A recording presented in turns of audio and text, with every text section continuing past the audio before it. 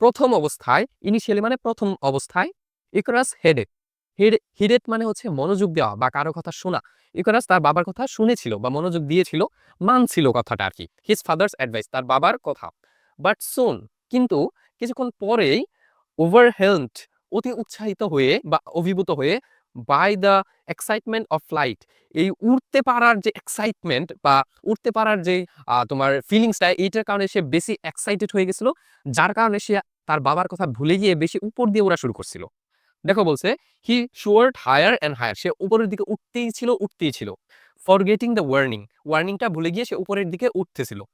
এরপর দেখো কি বলছে, অ্যান্ড হি অ্যাসেন্ডেড, সে আরো উপরে উঠতে থাকে উপরে উঠতে থাকে, যার কারণে দ্য সানস হিট, সূর্যের তাপ, মেল্টেড, গলিয়ে দিয়েছিল দ্য ওয়্যাক্স, মোমকে। অর্থাৎ যে মোম দিয়ে পাখা বানানো হয়েছিল সেই পাখাটা গলে গিয়েছিল সূর্যের তাপে।